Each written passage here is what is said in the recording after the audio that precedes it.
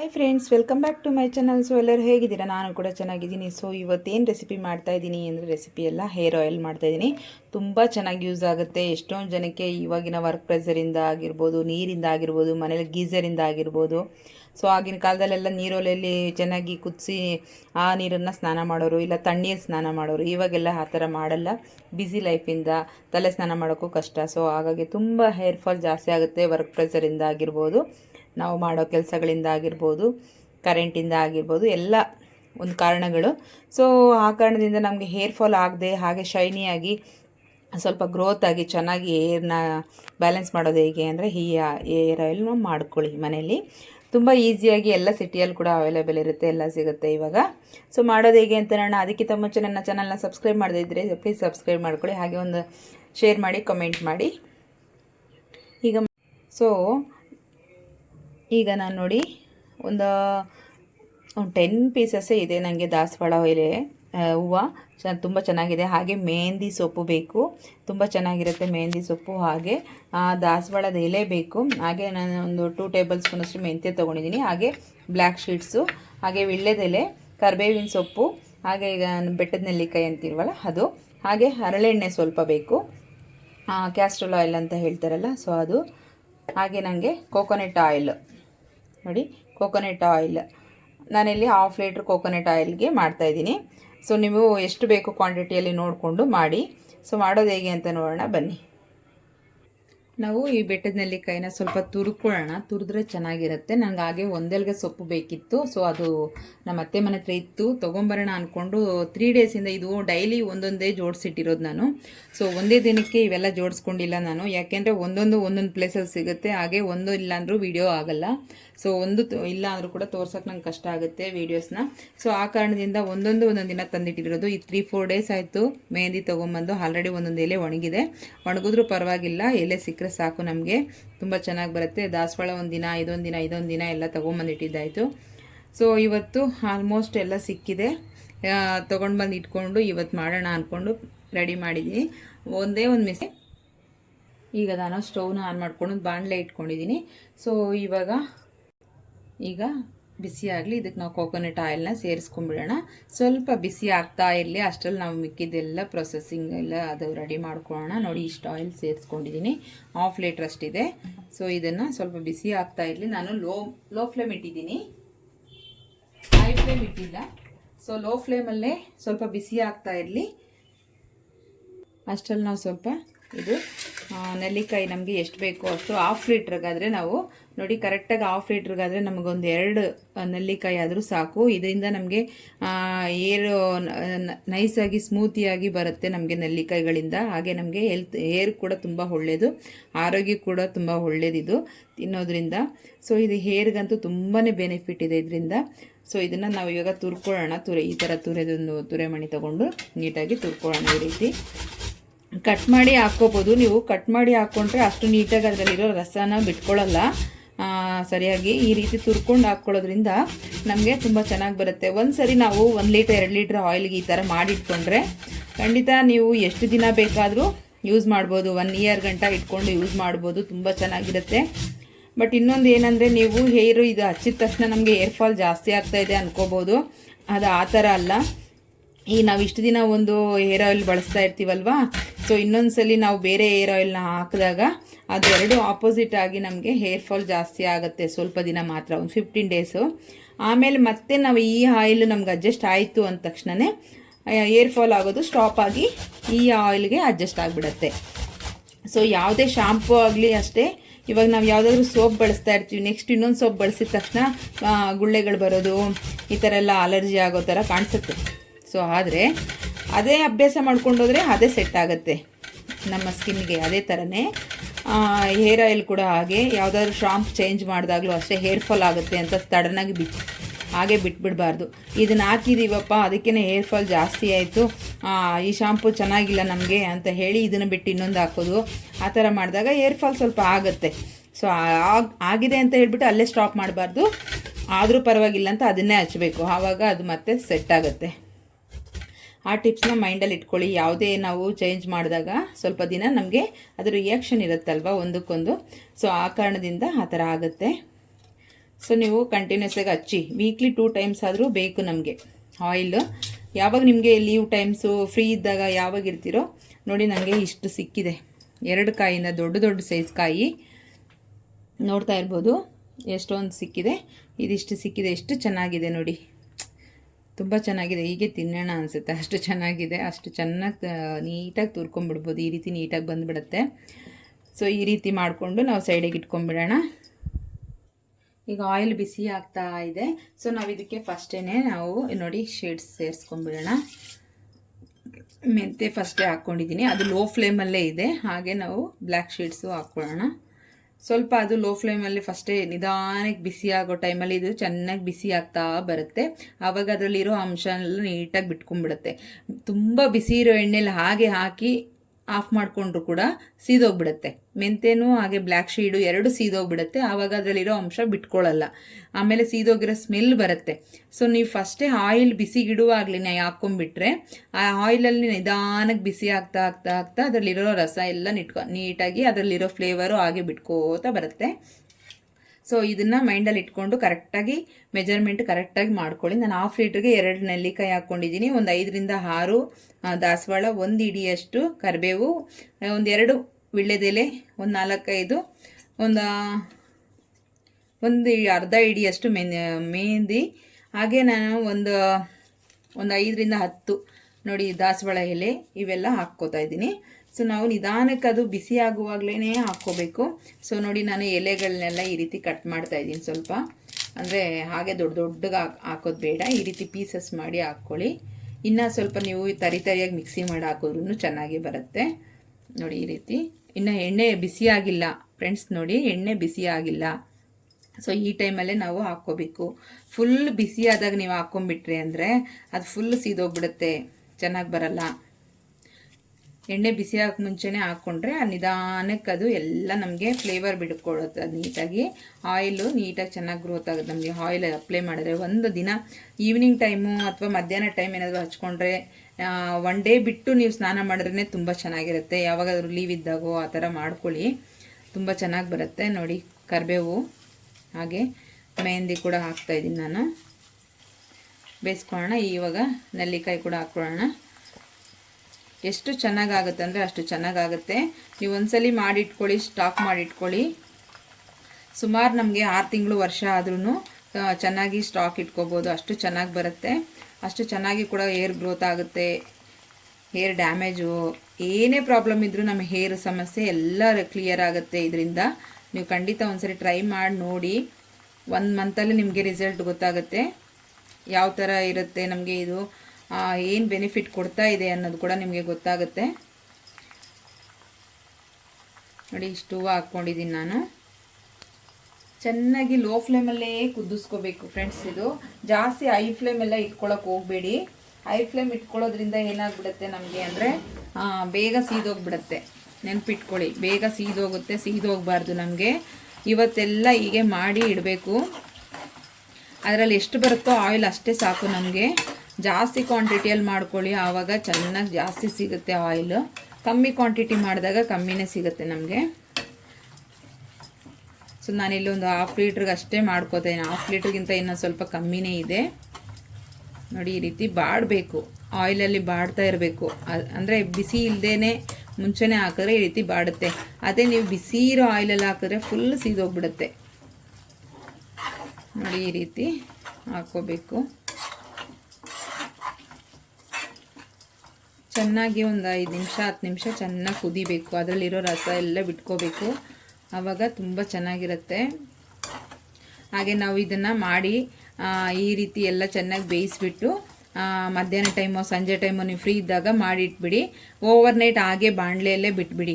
ಅದನ್ನು ನಾಳೆ ಮತ್ತೆ ಬೆಳಗ್ಗೆ ಮತ್ತೆ ಸೋದಿಸ್ಕೊಂಡು ಬೇರೆದ್ರೆಲ್ಲ ಹಾಕ್ಕೋಬೇಕು. ಮಾಡಿದ ದಿನನೇ ತೆಗೆದ್ಬಿಡ್ಬೇಡಿ, ಯಾಕೆಂದರೆ ಅದು ಎಣ್ಣೆಯಲ್ಲಿ ಚೆನ್ನಾಗಿ ಬಿಟ್ಕೊಳ್ಳುತ್ತೆ. ಅದರಲ್ಲಿ ಲೀಫಲ್ಲೆಲ್ಲ ಇರೋ ರಸ ಎಲ್ಲ ನೀಟಾಗಿ ಬಿಟ್ಕೊಳ್ಳುತ್ತೆ. ಸೊ ಆ ಕಾರಣದಿಂದ ನೀವು 1 ಡೇ ಹಾಗೆ ಬಿಟ್ಬಿಡಿ ನೈಟ್ ಫುಲ್ಲು. ಬೆಳಗ್ಗೆ ಮತ್ತೆ ತೆಗೆದು ಅದನ್ನು ಸೋಸ್ಕೊಂಡು ನೀವು ಸಪ್ರೇಟಾಗಿ ಯಾವುದಾದ್ರು ಬಾಟಲ್ಗೆ ಹಾಕಿಟ್ಕೊಳ್ಳಿ. ತುಂಬ ಚೆನ್ನಾಗಿ ರಿಸಲ್ಟ್ ಕೊಡುತ್ತೆ. ಒಂದ್ಸಲಿ ಟ್ರೈ ಮಾಡಿ. 1 ಮಂತಲ್ಲೇ ನಿಮಗೆ ಅದರ ರಿಸಲ್ಟ್ ಗೊತ್ತಾಗುತ್ತೆ. ಹೇರ್ ಎಷ್ಟು ಚೆನ್ನಾಗಿ ಉದುರೋದು ಕೂಡ ನಿಲ್ಲುತ್ತೆ. ಒಂದು 15 ಡೇಸ್ ಆದಮೇಲೆ. ಯಾಕೆಂದರೆ ಹೇಳಿದ್ನಲ್ಲ, ಒಂದು ಶಾಂಪು ಒಂದು ಸೋಪು ಯಾವುದಾದ್ರು ಚೇಂಜ್ ಮಾಡಿದಾಗ ಹೇರ್ ಫಾಲು ಅಥವಾ ಒಂದು ಪಿಂಪಲ್ಸ್ ಆ ಥರ ಬರೋದು ಕಾಮನ್ನು. ಹಾಗೆ ಕಂಟಿನ್ಯೂಸ್ ಮಾಡಿಕೊಂಡ್ರೆ ಅದು ಅಲ್ಲಿಗೆ ಸೆಟ್ ಆಗುತ್ತೆ. ನೋಡಿ, ಈ ರೀತಿ ಚೆನ್ನಾಗಿ ಕುದಿಬೇಕಿದು. ಬಟ್ ಇನ್ನೂ ಒಂದು 2-3 ಹೂವು, ಎರಡು ಹೂವು ಮಿಕ್ಕಿತ್ತಷ್ಟೇ. ಎಲ್ಲ ಹಾಕ್ಕೊಂಡಿದ್ದೀನಿ ನಾನು, ಎಷ್ಟು ತೊಗೊಂಡು ಬಂದಿದ್ದೀನಿ ಅಷ್ಟು. ನೋಡಿ, ಇದರಲ್ಲಿ ಈ ರೀತಿ ಆಯಿಲ್ ಬಿಡ್ತಾ ಇರುತ್ತೆ. ನೋಡಿ, ಕಲರ್ ಸ್ವಲ್ಪ ಸ್ವಲ್ಪ ಚೇಂಜ್ ಆಗ್ತಾ ಇರುತ್ತೆ. ಇದರಲ್ಲಿ ನಾವು ಕ್ಯಾಸ್ಟ್ರೋಲ್ ಆಯಿಲ್ ಕೂಡ ನಾನು 50 ಗ್ರಾಮ್ ಅಷ್ಟಿದೆ, 50 ml. ಅದರಲ್ಲೇ ಅರ್ಧ ಅಂದರೆ 250 ml. ಅಂದರೆ ನಾನು ಒಂದು 1/4 ಲೀಟ್ರಿಗೆ, ಅರ್ಧ ಲೀಟ್ರಿಗಿಂತ ಸ್ವಲ್ಪ ಕಮ್ಮಿ ಇರೋ ಇದಕ್ಕೆ ನಾನು ಒಂದು 250 ml ಸೇರಿಸ್ತಾ ಇದ್ದೀನಿ. ನೋಡಿ, ಇಷ್ಟೇ ಸೇರಿಸ್ತಾ ಇರೋದು. ಬಟ್ ಹರಳೆಣ್ಣೆ ಹಾಕೋದ್ರಿಂದ ಹೇರ್ ತಂಪಾಗುತ್ತೆ, ಹಾಗೆ ನಮಗೆ ಗ್ರೋತ್ ಆಗುತ್ತೆ, ಥಿಕ್ನೆಸ್ ಬರುತ್ತೆ ಫ್ರೆಂಡ್ಸ್. ಮರಿಬೇಡಿ, ಹರಳೆಣ್ಣೆ ಮಿಕ್ಸ್ ಮಾಡಬೇಕು. ಹರಳೆಣ್ಣೆ ಆಗೆಲ್ಲ ತುಂಬ ಹರಳೆಣ್ಣೆ ಹಾಕ್ಕೊಳ್ಳೋರು ಆಗಿನ ಕಾಲದಲ್ಲಿ.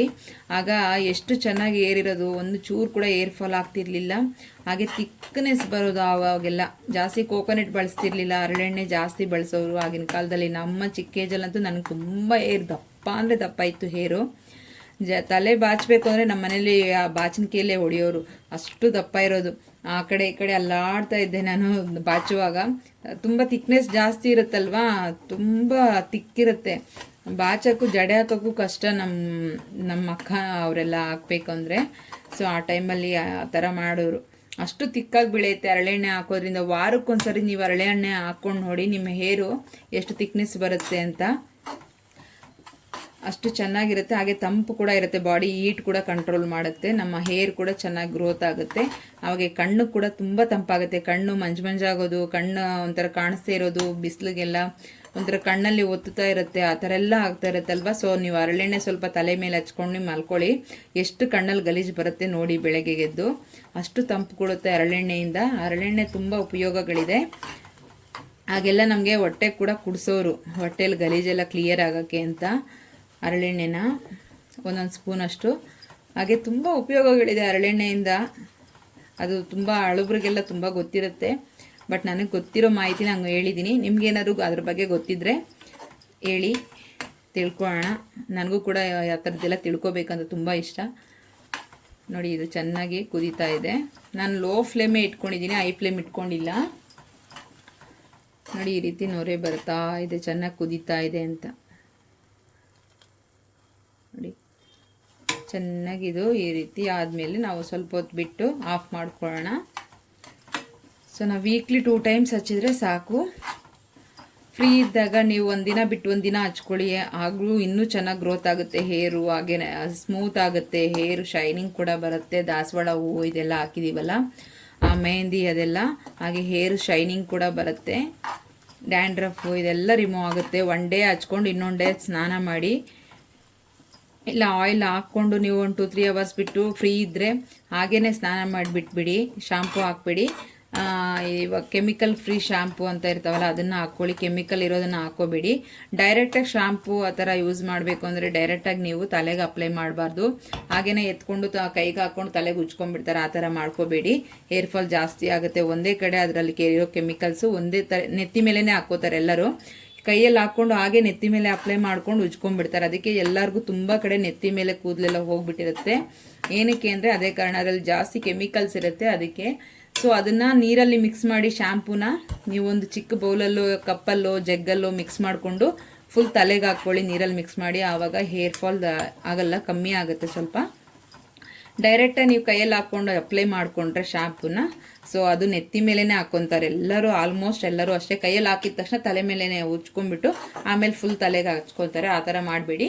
ನೀರಲ್ಲಿ ಮಿಕ್ಸ್ ಮಾಡ್ಕೊಂಡು ಹಾಕ್ಕೊಳ್ಳಿ.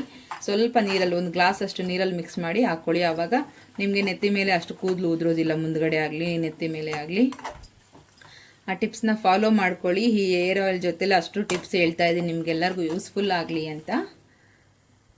ನೋಡಿ, ಅದು ಬೆಂದಿದೆ. ಸೊಪ್ಪು ಬೆಂದಿದ್ರೆ ಯಾವ ಥರ ಇರುತ್ತೆ ಆ ಥರನೇ ಇದೆ. ನೋಡ್ತಾ ಇರ್ಬೋದು ನೀವು, ಕಾಣಿಸ್ತಾ ಇದೆ ನೋಡಿ, ಬೆಂದಿದೆ ಅಷ್ಟೇ, ಸೀದೋಗಿಲ್ಲ. ಓಕೆ, ಈ ಥರ ಇರಬೇಕು. ಈಗ ಒಂದು 5 ನಿಮಿಷ ಆಗಿದೆ, ಚೆನ್ನಾಗಿ ಕುದೀತಾ ಇದೆ. ಅಂದರೆ ಲೋ ಫ್ಲೇಮಲ್ಲೇ ಇಟ್ಕೊಂಡಿದ್ದೀನಿ ನಾನು, ಜಾಸ್ತಿ ಹೈ ಫ್ಲೇಮ್ ಇಟ್ಕೊಂಡಿಲ್ಲ. ಸೊ ಈಗ ನಾನು ಒಂದು ಒಳ್ಳೆ ಘಮ ಬರ್ತಾ ಇದೆ ಫ್ರೆಂಡ್ಸ್. ಎಷ್ಟು ಚೆನ್ನಾಗಿ ಸ್ಮೆಲ್ ಬರ್ತಾ ಇದೆ ಗೊತ್ತಾ ಈ ಆಯಿಲು, ಅಷ್ಟು ಚೆನ್ನಾಗಿ ಬರ್ತಾ ಇದೆ. ಹಾಗೆ ಇದೆಲ್ಲ ನಿಮ್ಗೆ ಇಷ್ಟ ಆಗಿದೆ ಅಂದರೆ ಇದೇ ಥರ ಆಯಿಲ್ಗಳು ಬೇಕು ಅಂದರೆ ಒಂದು ವೇಳೆ ನಿಮಗೆ ಖಂಡಿತ ಮೆಸೇಜ್ ಮಾಡಿ. ನಾನೇನಾದರೂ ತುಂಬ ಜನ ಇದೇ ಆಯಿಲ್ ಬೇಕು ಅಂತ ರಿಕ್ವೆಸ್ಟ್ ಮಾಡಿದ್ರೆ ನಾನು ಇದೇ ಆಯಿಲ್ನ ಜಾಸ್ತಿ ಕ್ವಾಂಟಿಟಿಯಲ್ಲಿ ಮಾಡಿಬಿಟ್ಟು ನಿಮಗೆ ಬೇಕಾದರೆ ಸೇಲ್ ಮಾಡ್ತೀನಿ. ಯಾರಿಗಾದರೂ ಆ ಥರ ಆಸಕ್ತಿ ಇದ್ದರೆ ಖಂಡಿತ ಮೆಸೇಜ್ ಮಾಡಿ. ತುಂಬ ಜನ ಯಾರಾದರೂ ಆರ್ಡರ್ ಕೊಟ್ಟರೆ ಖಂಡಿತ ಮಾಡಿಕೊಡ್ತೀನಿ ನಿಮ್ಗೆ ಇದೇ ರೀತಿ ನಾನು. ಈಗ ನೋಡಿ ಚೆನ್ನಾಗಿ ಕುದೀತಾ ಇದೆ ಇದು.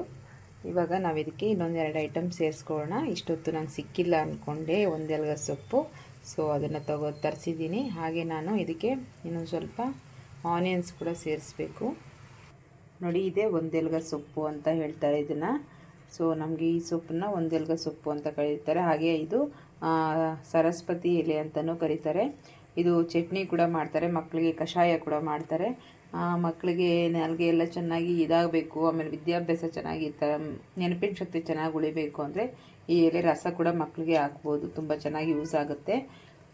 ವಿಲೇಜಲ್ಲೆಲ್ಲ ಜಾಸ್ತಿ ಸಿಗುತ್ತೆ, ಇವಾಗ ಸಿಟಿಯಲ್ಲೂ ಪಾಟಲ್ಲೆಲ್ಲ ಬೆಳೆಸ್ಕೋಬೋದು, ಚೆನ್ನಾಗಿ ಗ್ರೋತ್ ಆಗುತ್ತೆ. ಇದನ್ನು ಕೂಡ ಮಕ್ಕಳಿಗೆ ಯೂಸ್ಫುಲ್ ಆಗುತ್ತೆ. ಮಾಡಿ ಯಾರಿಗಾದ್ರೂ ಅವಶ್ಯಕತೆ ಇದ್ದರೆ ಮಕ್ಕಳಿಗೆ ಹಾಕೋದ್ರಿಂದ ನೆನಪಿನ ಶಕ್ತಿ ಜಾಸ್ತಿ ಆಗುತ್ತೆ. ಸೊ ಹೇರ್ ಕೂಡ ತುಂಬ ಒಳ್ಳೆ ಬೆನಿಫಿಟ್ ಕೊಡುತ್ತೆ ಇದು. ಹಾಗೆ ನಾನು ಇಲ್ಲಿ ಒಂದು ಹಿಡಿಯಷ್ಟು ಈರುಳ್ಳಿ, ಚಿಕ್ಕ ಈರುಳ್ಳಿ, ಸಾಂಬಾರು ಈರುಳ್ಳಿ ಅಂತಾರಲ್ಲ ಅದು, ಸೊ ಇದನ್ನು ಸುಲಿದಿಟ್ಕೊಂಡಿದ್ದೀನಿ. ಇದನ್ನು ಇವಾಗ ಕಟ್ ಮಾಡಿ ಅದಕ್ಕೆ ನಾವು ಸೇರಿಸ್ಕೊಳ್ಳೋಣ. ಈಗ ಚೆನ್ನಾಗಿ ಕುದೀತಾ ಇದೆಯಲ್ಲ, ಸೊ ಈ ಟೈಮಲ್ಲಿ ನಾವು ಈ ಎಲೆ ಕೂಡ ಸೇರಿಸ್ಕೊಳ್ಳೋಣ. ಚೆನ್ನಾಗಿ ಬಾಡಬೇಕು ಇದು ಕೂಡ. ಈ ಎಲೆ ತುಂಬ ಚೆನ್ನಾಗಿ ಯೂಸ್ಫುಲ್ ಆಗುತ್ತೆ ನಮಗೆ ಹೇರ್ಗೆ. ಲೋ ಫ್ಲೇಮಲ್ಲೇ ಮಾಡ್ಕೋಬೇಕು, ಆವಾಗ ಚೆನ್ನಾಗಿ ಬೇಯುತ್ತೆ. ಈಗ ಆನಿಯನ್ ಕೂಡ ಸೇರಿಸ್ಕೊಳ್ಳೋಣ. ಆನಿಯನ್ನಿಂದ ನಮಗೆ ಹೇರ್ ಡ್ಯಾಂಡ್ರಫ್ ಆಗಲಿ, ಜಾಸ್ತಿ ಇಚ್ಚಿಂಗು, ಹಾಗೆ ಹೇರ್ ಗ್ರೋತ್ ಆಗೋಕ್ಕೆ ತುಂಬ ಹೆಲ್ಪ್ ಆಗುತ್ತೆ ಆನಿಯನ್ನಿಂದ. ಸಾಂಬಾರು ಈರುಳ್ಳಿನೇ ಹಾಕ್ಕೊಳ್ಳಿ, ತುಂಬ ಚೆನ್ನಾಗಿ ಯೂಸ್ಫುಲ್ ಆಗುತ್ತೆ ನಿಮಗೆ.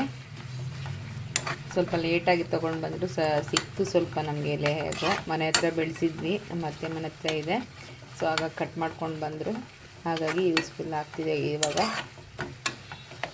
ಸ್ವಲ್ಪ ಸಾಫ್ಟ್ ಆದರೆ ಸಾಕು, ಆಫ್ ಮಾಡ್ಕೊಳ್ಳೋಣ. ಓವರ್ ನೈಟ್ ಬಿಟ್ಟು ಬೆಳಗ್ಗೆ ಸೋಸ್ಕೋಬೇಕು ಇದನ್ನು, ಹಾಗೆ ಸೋಸ್ಕೋಬೇಡಿ.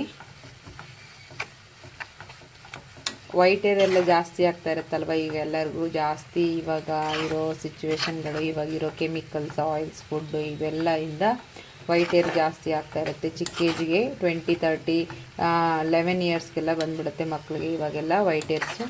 ಸೊ ಈ ಥರ ಆಯಿಲ್ ಮಾಡಿ ಹಚ್ಚೋದ್ರಿಂದ ವೈಟ್ ಹೇರ್ಸ್ ಕೂಡ ತಡೆಯುತ್ತೆ. ನಮಗೆ ಕ್ಯಾಸ್ಟ್ರಲ್ ಆಯಿಲ್, ಹರಳೆಣ್ಣೆ ಹಾಕಿದ್ದೀವಲ್ಲ ಹಾಗೆ ಆ ಎಣ್ಣೆ ಹಾಕೋದ್ರಿಂದ ನಮಗೆ ವೈಟ್ ಹೇರ್ ಕೂಡ ತಡೆಯುತ್ತೆ, ಬ್ಲ್ಯಾಕ್ ಹೇರ್ಸ್ ಆಗುತ್ತೆ, ಚೆನ್ನಾಗಿ ಗ್ರೋತ್ ಆಗುತ್ತೆ, ಥಿಕ್ನೆಸ್ ಬರುತ್ತೆ ಹೇರು. ಮಿಸ್ ಮಾಡಿದೆ, ಟ್ರೈ ಮಾಡಿ ಮನೆಯಲ್ಲಿ. 6 ಮಂತ್ಗಾಗಲಿ ಮಾಡಿಟ್ಕೊಂಡ್ರೆ ಸಾಕು, ಚೆನ್ನಾಗಿ ಯೂಸ್ ಆಗುತ್ತೆ. ಸ್ವಲ್ಪ ಚೆನ್ನಾಗಿ ಕುದೀಲಿ. ಇದು ಇವಾಗ ಹಾಕಿರೋದು, ಲೇಟಾಗಿ ಹಾಕಿದ್ದೀವಲ್ಲ, ಅದು ಸ್ವಲ್ಪ ಬಾಡಬೇಕು. ಲೋ ಫ್ಲೇಮಲ್ಲೇ ಮಾಡ್ಕೋಬೇಕು. ಸೊ ಲೋ ಫ್ಲೇಮಲ್ಲಿ ಇಟ್ಕೊಂಡ್ರೆ ಅದು ಹಾಗೇ ಬೆಂದ್ಕೊಂಡ್ಬಿಡುತ್ತೆ. ಇಲ್ಲ ನಾವು ಈಗ ಸ್ವಲ್ಪ ಒಂದು 5 ನಿಮಿಷ ಬಿಟ್ಟು ಸ್ಟವ್ ಆಫ್ ಮಾಡಿದ್ರು ಸಾಕು, ಅದು ನೀಟಾಗಿ ಬಾಡ್ಕೊಂಡ್ಬಿಡುತ್ತೆ ಬಿಸಿಗೆ. ಆಮೇಲೆ ನೋಡೋಣ, ಈಗ ಸ್ವಲ್ಪ ಬಾಡಿದೆ ನೀಟಾಗಿ. ಇವಾಗ ಬಿಸಿ ಇರೋ ಎಣ್ಣೆ ಹಾಗೆ ಇಳಿಸ್ಬಿಡೋಣ. ಸ್ಟವ್ ಆಫ್ ಮಾಡಿ ನಾವು ಒಂದು ಪ್ಲೇಟ್ನ ಮುಚ್ಚಿ ಆಫ್ ಮಾಡಿ ಓವರ್ ನೈಟ್ ಬಿಟ್ಬಿಟ್ಟು ಬೆಳಗ್ಗೆ ಸೋಸ್ಕೊಳ್ಳೋಣ. ಈಗ ಈ ರೀತಿ ಒಂದು ಬಟ್ಟೆ ತೊಗೊಂಡು ಈ ರೀತಿ ಒಂದು ಬೌಲ್ ಇಟ್ಕೊಳ್ಳಿ. ಸ್ಟ್ರೈನರಲ್ಲಿ ಕೂಡ ಹಾಕ್ಕೋಬೋದು, ಆದರೆ ಸೊಪ್ಪಲ್ಲಿರೋದೆಲ್ಲ ನೀಟಾಗಿ ಬರೋದಿಲ್ಲ. ಈ ರೀತಿ ಬಟ್ಟೆಯಲ್ಲಿ ಹಾಕ್ಕೊಂಡ್ರೆ ನಾವು ನೀಟಾಗಿ ಹಿಂಡ್ಕೋಬೋದು ಅಂತ ಅಷ್ಟೇ. ಈ ರೀತಿ ಎಲ್ಲ ಸೇರಿಸ್ಕೊಂಡು ನಾವು ಸ್ವಲ್ಪನೇ ಸೇರಿಸ್ಕೊಂಡು ನೀಟಾಗಿ ಹಿಂಡ್ಕೊಂಡ್ಬಿಡೋಣ. ಜಾಸ್ತಿ ಕ್ವಾಂಟಿಟಿ ಎಣ್ಣೆ ಹಾಕ್ಕೊಂಡು ಮಾಡಿದ್ರೆ ತುಂಬ ಚೆನ್ನಾಗಿ ಬರುತ್ತೆ. ಒಂದು 2 ಲೀಟ್ರು 3 ಲೀಟ್ರ್ ಹಾಕ್ಕೊಂಡು ಈ ಥರ ಹಾಕ್ಕೊಂಡು ಮಾಡಿಕೊಂಡ್ರೆ ನಮಗೊಂದು 6 ತಿಂಗಳು ಆದರೂ ಯೂಸ್ ಮಾಡ್ಬೋದು. ಸೊ ಇಲ್ಲೊಂದು ಅರ್ಧ ಲೀಟ್ರಲ್ಲಿ ಮಾಡಿದ್ನಲ್ವ, ಸೊ ತುಂಬ ಕಮ್ಮಿ ಕ್ವಾಂಟಿಟಿಯಲ್ಲಿ ಆಗುತ್ತೆ. ಯಾಕೆಂದರೆ ಚೆನ್ನಾಗಿ ಕುದಿಸಿರ್ತೀವಲ್ವ ನಾವು, ಆ ಕಾರಣಕ್ಕೆ. ಈಗ ನೀಟಾಗಿ ಹಿಂಡ್ಕೊಳ್ಳೋಣ. ಎಷ್ಟು ಆಯಿಲ್ ಬಂದಿದೆ ಅಂತ ನೋಡೋಣ. ಎಷ್ಟು ಚೆನ್ನಾಗಿ ಆಯಿಲ್ ಆಗಿದೆ ಅಂದರೆ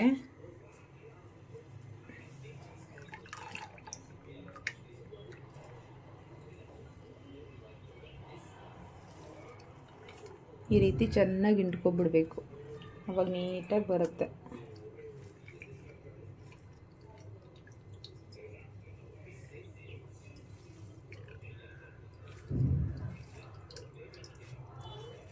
ಈ ರೀತಿ ಬಟ್ಟೆನೇ ತೊಗೋಬೇಕು, ಕಾಟನ್ದು, ಆವಾಗ ನೀಟಾಗಿ ಬರುತ್ತೆ. ಮೆಶ್ ಥರ ಇರಬೇಕು ಸ್ವಲ್ಪ, ಆವಾಗ ನೀಟಾಗಿ ಆಯಿಲ್ ಬಿಟ್ಕೊಳ್ಳುತ್ತೆ ನೋಡಿ. ಈ ರೀತಿ ಎಲ್ಲ ಹಿಂಡ್ಕೊಂಬಿಡೋಣ.